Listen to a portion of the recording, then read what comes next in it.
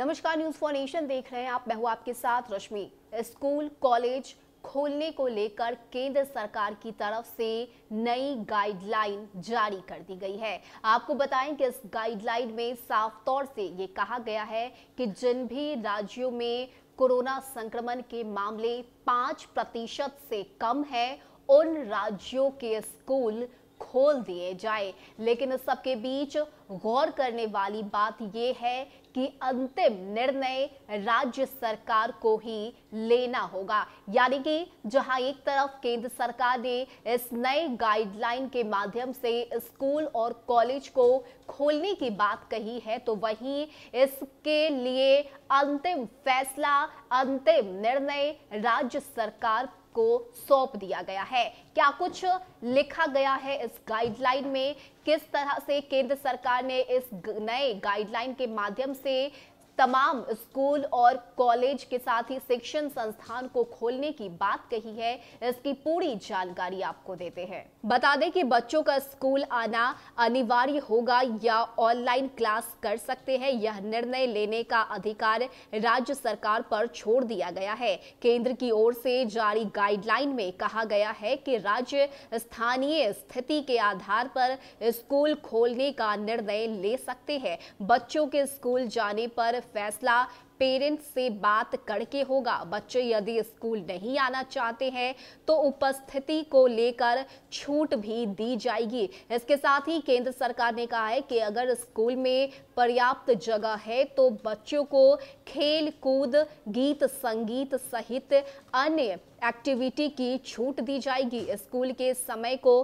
कम किया जा सकता है। साथ ही क्लासरूम में 2 विद्यार्थियों के बीच की दूरी कम से कम 6 फीट की होनी चाहिए। यदि कोई स्टाफ कंटेनमेंट जोन में रहता है तो उसे स्कूल आने की इजाजत नहीं होगी। इसके साथ ही नीति आयोग के द्वारा ये भी कहा गया है कि कोविड-19 के नए मामलों में लगातार गिरावट देखने को मिल रही है और पहले की स्थिति में सुधार आया है। ऐसे में देश भर में जहां कोविड के मामले में कमी देखने को मिल रही है, तो वहीं स्कूल खोलने को लेकर ये कहा गया है कि जिन राज्य में 5% से कम कोविड के मामले हैं, उन राज्यों में स्कूल को खोलने के लिए सरकार को राय विचार करना चाहिए। इस संबंध में फैसला राज्य सरकार को लेना है, जिसके बाद राज्य चाहे तो स्कूल को फिर से खोल सकता है। इधर शिक्षा मंत्रालय के अधिकारियों ने एक बयान जारी कर कहा है कि 11 राज्यों में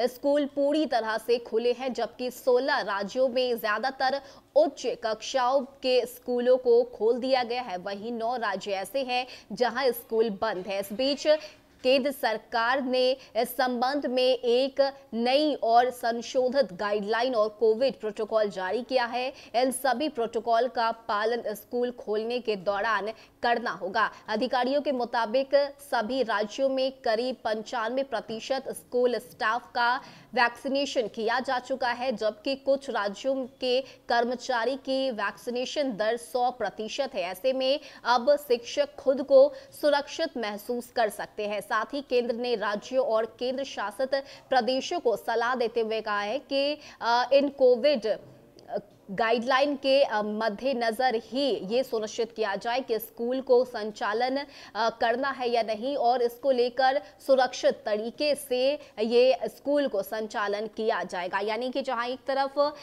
गाइडलाइन जारी करते हुए केंद्र सरकार ने स्कूलों को खोलने की बात कही है, तो वहीं दूसरी तरफ केंद्र सरकार ने अपने इस गाइडलाइन में इन बातों का भी जिक्र किया है कि बच्चों के बीच की दूरी कम से कम 6 फीट होनी चाहिए। साथ ही स्कूल को जो है सैनिटाइज भी करना होगा और कोविड गाइडलाइन का पूरी तरह से पालन करना होगा। इसके साथ ही ये अंतिम निर्णय राज्य सरकार को ही लेना है। यानी कि जिस भी राज्य में कोरोना के मामले 5% से कम है, उन राज्यों में स्कूल खोले जा सकते हैं। इस बात पे मोहर केंद्र सरकार के द्वारा लगाई जा चुकी है। ऐसे में कल बिहार में आपदा प्रबंधन विभाग की तरफ से जो बैठक है वो की जानी है। देखने वाली बात होती है कि इस बैठक में क्या कुछ निर्णय लिया जाता है और स्कूल कॉलेज खोलने को लेकर बिहार में क्या फैसला सरकार की तरफ से लिए जाते हैं। फिलहाल के लिए इतना ही। ज्यादा अपडेट के लिए आप बने रहिए न्यूज़4 नेशन के साथ। नमस्कार।